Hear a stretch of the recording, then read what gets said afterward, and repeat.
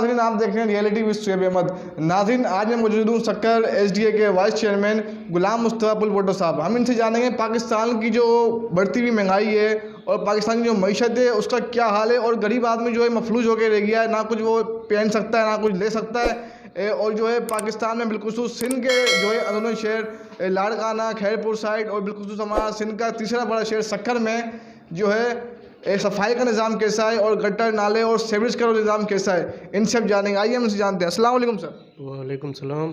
Sir, आपका बहुत बहुत शुक्रिया, आपने अपना कीमती वक्त हमें दिया। सर, ये आप सक्कर शहर की जो सूरत हाल को किस नज़र से देखते हैं? हम समझते हैं कि सक्कर शहर की तबाही के ज़िम्मेदार पीपल्स पार्टी है, सिंध हुकूमत है, और 12 साल से यहाँ ये हुकूमत कर रही है।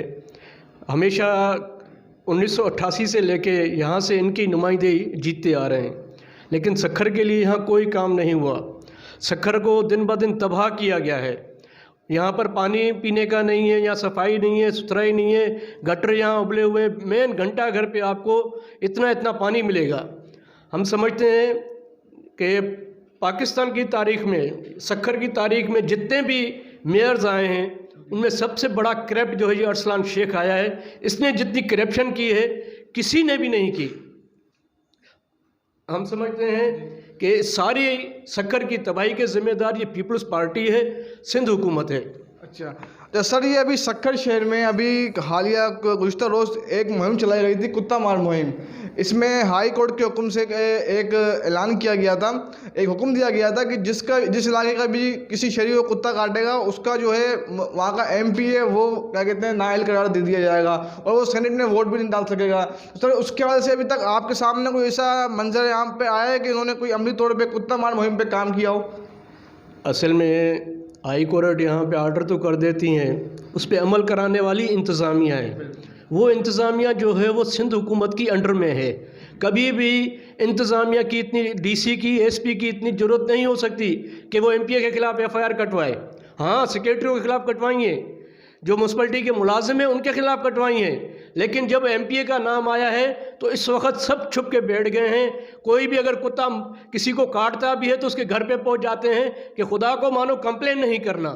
हम समझते हैं जब तक हाई कोर्ट, पहले भी उन्होंने ऑर्डर किया यहाँ जगह गिराने का, तो जितनी जगहें गिरी गरीबों की गिरी।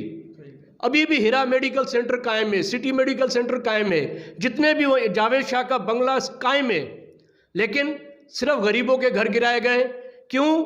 इंतज़ामिया सिंध हुकूमत की है। सिंध हुकूमत जिसे चाहेगी उसका घर गिराएगी, जिसे नहीं चाहेगी कोर्ट हो कुछ भी कर ले।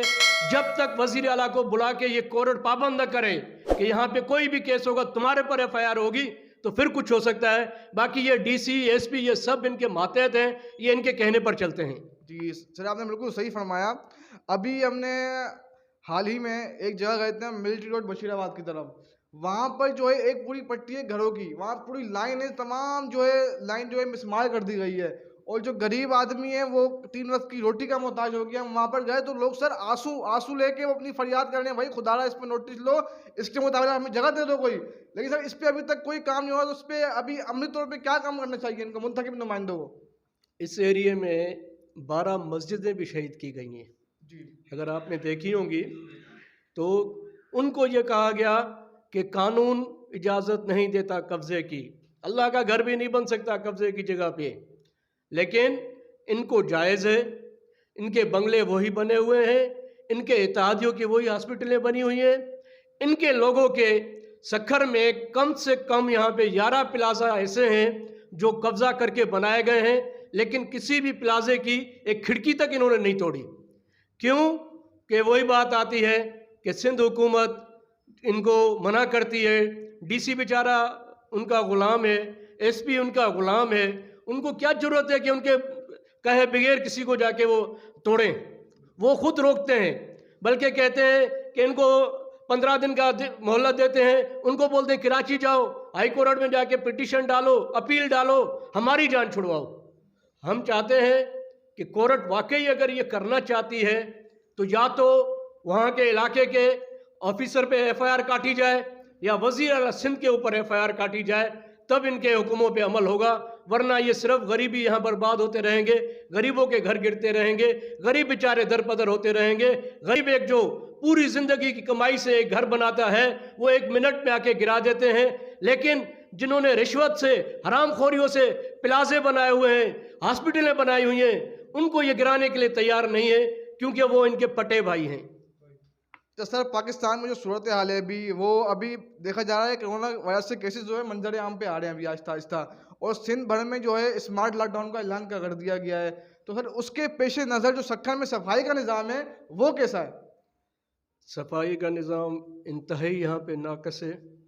हमारे सक्खर शहर में पहले तो कभी कभार कोई गाड़ी कचरे की नज़र आती थी, अब तो वो भी जो है म्यूनसिपलिटी में अंदर ख़राब नज़र आ रही हैं। चिंचियाँ ली गई हैं, करोड़ों अरबों रुपए खर्च किए गए हैं, लेकिन अभी तक तेल उनका जाता है, वो उनकी जेब में जाता है तेल के पैसे, लेकिन रोड पे गाड़ी नहीं आती। मुलाजिम हैं, वो आधी आधी तनख्वाह इनको देकर खुद घर पे बैठे होते हैं, सिर्फ पहली तारीख पे आके आधे पैसे इनको देते हैं, आधे खुद देते हैं। जहाँ पर ये माहौल हो, ये समाज हो, वहाँ पे बीमारियाँ, गंदगियाँ फैलती हैं और वहाँ के लोग हमेशा अजाब में रहते हैं। कल शहर में जो है बिलखुसूस अभी आप देख रहे हैं कि महंगाई बढ़ती चली जा रही है। पाकिस्तान की 18वीं तरमीम के बाद जो है सुबह अपने फैसला खुद करते हैं, तो सक्खर शहर की जो महंगाई है उसको किसी काबू पाया जा सकता है, इस पर थोड़ा बताएंगे आप? पहली बात यह है कि महंगाई पे कंट्रोल करना सिंध हुकूमत का काम है और हर डिस्ट्रिक्ट की इंतज़ामिया का काम है, लेकिन हमारे यहाँ जितने भी ताजिर्स हैं, दुकानदार हैं, वो पहले ही एक राग गाहक के आगे रोते हैं। पहले आते के साथ ही इमरान खान को गालियाँ देना शुरू कर देते, उसने महंगाई कर दी। वो फिर उसके बाद 4 आने वाली चीज़ 8 आने की उसको बेचते हैं और वो गाहक बेचारा खुश हो जाता है। तो इस दुकानदार को हमारा एहसास है, लेकिन वो ये नहीं सोचता कि ये खुद हरामखोर है, 4 आने की चीज़ आपको 8 आने में दे रहा है।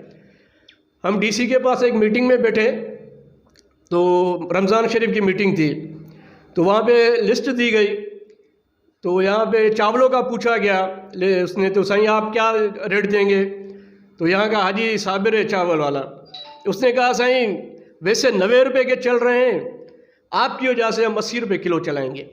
और वो चावल हम मार्केट से पूछ कर आए थे 70 रुपये किलो थे। अब रमज़ान के पैकेज में, और वो ऐसे डीसी को क्या पता बेचारे को, क्योंकि जितनी भी इनकी यहाँ पे काम करने वाले हैं वो सब आपस में मिली भगत है। जो रेट लिस्ट लेकर आता है वो उन दुकानदार को देके दुकानदार वो अपनी जेब में रखता है और उससे खर्ची देता है, बात वहाँ ख़त्म हो जाती है। ग्राहक को पता भी नहीं पड़ता कि लिस्ट कौन सी है, ये जानबूझ के कराई जाती है। अगर कंट्रोल करना है, डीसी को एक कमेटी बनानी चाहिए जो डेली विज़िट करे, और मार्केटों को छोड़ें आप, आम दुकानदार जो मोहल्ले में, उनको इसका फ़ायदा होता है। भाई हम तो मार्केट से लेके आए इतने का, हम तो इतने का देंगे। तो कम से कम इतना होना चाहिए कि हफ्ते में एक बार टीम पूरे शहर में निकले, जो ज़ायद पैसे ले रहे हैं उनके ऊपर चालान किए जाएं, उनके ऊपर जुर्माने किए जाएं। ये क्या है, डीसी साहब निकलेगा, अनाज बाज़ार में जाएगा, सब्ज़ी मंडी में जाएगा, चक्कर लगा के चाय पी के वापस आ जाएगा, 2 दुकानदार चालान दिखा देगा, मेरा विज़िट हो गया। वो मेरे भाई पूरे सक्खर में ये मार्केटें नहीं हैं, और भी बहुत मार्केटें हैं। खुदारा गरीब का एहसास करो, ये सब्ज़ी वाले ब्लैकमेलिंग कर रहे हैं, लेकिन यहाँ पूछने वाला कोई नहीं है। सब्ज़ी मार्केट का रेट, वहाँ सब्ज़ी मार्केट का सदर निकलता है, जो 1 महीने की जिसकी सिर्फ तनख्वाह 2 लाख रुपए है, वो 2 लाख तनख्वाह लेता है रेट निकालने की, और कमीशन उसको अलग दी जाती है। तो सर आज ये रेट निकाले आलू का, ये प्याज का निकाले, तो उसकी कमीशन अलग होती है। जब तक इन चीज़ों पे कंट्रोल नहीं होगा, अब यहाँ पे एक फैशन हो गया है जो लोगों को पता भी नहीं है कि सिंध गवर्नमेंट का क्या काम है, वफाक का क्या काम है। जिसकी सिंध के लोगों की अगर इमरान से मुखालफत है तो इमरान को गालियाँ देते रहते हैं। ये पीपी वाले खुद खड़े होकर बोलते हैं इमरान खान महंगाई करे छजी, सिंध के तबाह करे छजो। बाबा सिंध को तबाह तुमने किया है, तुम 12 साल से यहाँ सिंध को लूट रहे हो, सिंध के लोगों को लूट रहे हो। सिंध के लोग जो कभी दूध नहीं बेचते थे, आज वो अपने बच्चे खड़े होकर बेचते हैं, आवाज़ें लगाते हैं तो हमारे बच्चे खरीदो, इतनी गुर्बत है हम बच्चे नहीं पाल सकते। तो जब तक ये पीपल्स पार्टी है ये यहाँ के लिए नासूर है, जब तक इसका नहीं खींचा जाएगा रस्सा, तब तक यहाँ के लोगों को कभी भी आराम और सुकून नहीं मिल सकता। जी। तो सर सक्कर शहर में बिल्कुल पूरे कराची में सिंध भर में मुर्गी का इतना रेट चल गया, 450-500 रुपये किलो मुर्गी चल रही है। तो सर इसकी क्या वजह, क्या इतने ऊपर से महंगी आ रही है, या इसमें भी कोई खांचे बने हुए हैं इनके आपस में?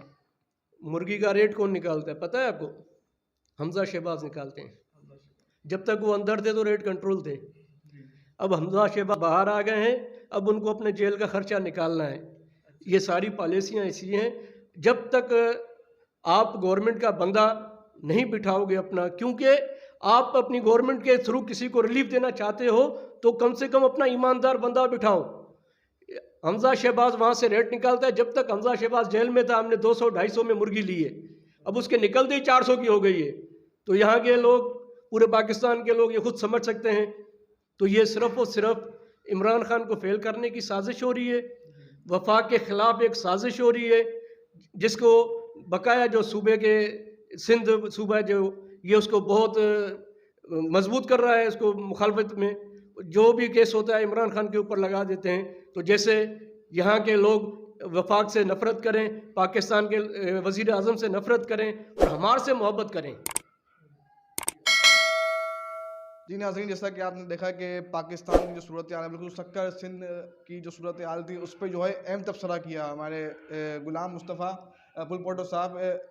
तो उन्होंने बिल्कुल बताया कि पाकिस्तान इस सिंध में जो है सक्कर में जो महंगाई इतनी है उसकी क्या वजह है, पूरा उन्होंने तरीक़ेकार बताया। इनका हम बेशुक्रिया करते हैं। सर आपका बहुत शुक्रिया, आपने अपना कीमती वक्त दिया। नाज़रीन, अगले शो के साथ मिलता हूँ, इजाज़त चाहूँगा। अस्सलामु अलैकुम। पाकिस्तान जिंदाबाद।